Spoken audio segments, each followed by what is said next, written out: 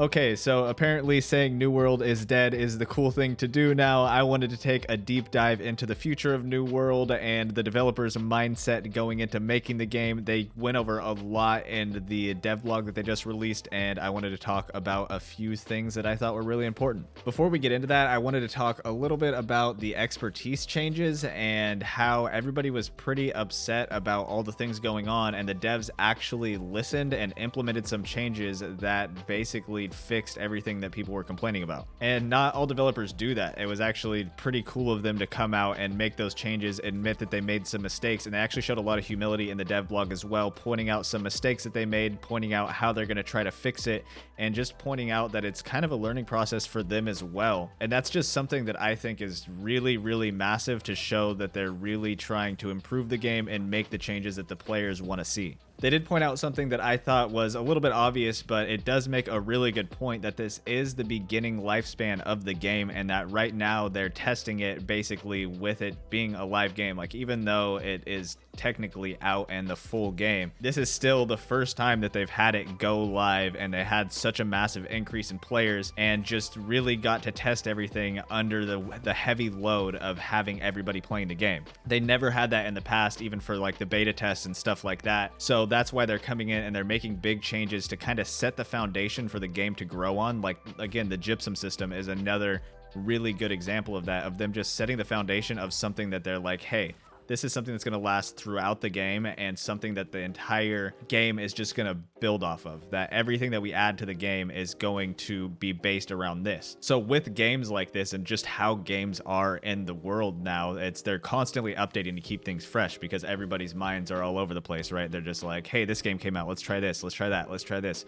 And then now it's like every game has to have like live updates where it's like, oh, they're adding a new weapon, they're adding this, they're adding that. Whereas with like a lot of games in the past, when they would do that, it would just be like expansion packs. But now it's really important for game developers to have constant, consistent updates, which is basically like the game being in beta throughout its entire lifespan, because they're adding in new things and testing things as they go. And the PTR can only do so much. Once things go live, it's like they're on a schedule and they're getting things out, and they have to just kind of fly while they're already in the sky, I guess. I, for one, think they're doing a pretty good job considering how big the game is. Yes, there's a lot of bugs. There's been a lot of issues with cheating and dupes and all that stuff.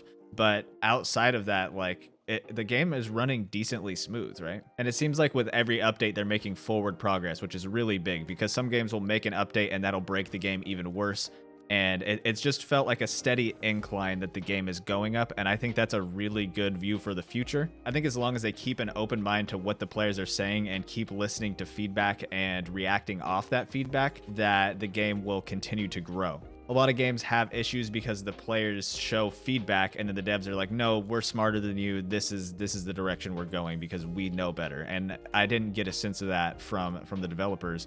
And I don't know, I felt like it was a really kind of warm feeling and a really secure, I guess. It just felt like they were like, okay, we can be wrong. Like, it was a very grown-up discussion, and it was really nice to hear. One of the biggest things that they brought up that I thought was really important came when they were talking about the balance changes and how they go about making balance changes when things are like overpowered and underpowered. The first thing they said in this step was that they asked themselves, like, if this weapon is overpowered, does it feel bad to players? And by that, they meant like, if you're dying to a great axe, does the person who's dying to the great axe, like, does it feel really bad to die to them? Like, do you feel helpless? And I think rooting balance issues in feel and how it feels to play against that specific weapon is a really good way of doing it. Obviously, you have to go off data as well. And I feel like a lot of developers really rely too heavily on the data. Like, they look at the data and they're like, this is what the data is saying, and because of this weapon isn't overpowered. But then their entire player base is screaming like, this feels really bad to play against. This like needs to be looked at, and it's not, like, your game's not fun because this feels bad. And I think making a fun, good feeling game is a lot more important than having balanced back end data, even though that's not like the scientific way to handle things. I mean, games are for fun, right? If you're not having fun, people are going to stop playing the game. So I don't know. It seemed really, really good that they were leaning into feel more than data, but obviously they need to keep data in mind as well. Another really big thing they talked about was adding in new weapons and how new weapons are going to fill some sort of void that there is in the game. And they had brought it up with the Void Gauntlet and how the life staff didn't really have anything that paired with it as far as like the focus tribute goes. So they added in the Void Gauntlet to kind of fill that void, I guess. And I think approaching the game in that way is going to make the game feel more whole to more players, whereas a lot of people entered the game off of launch and then they were like, this game just feels kind of empty. And I think that was mainly based off of end game content.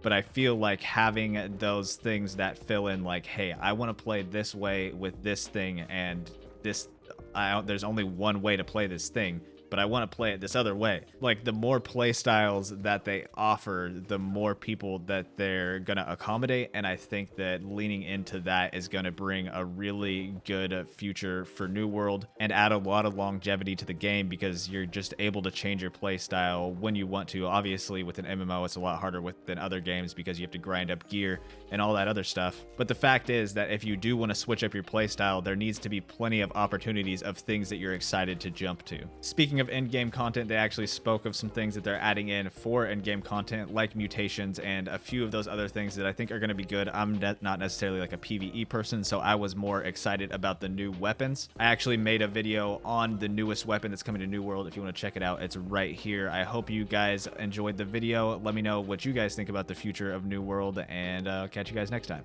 Thanks for watching.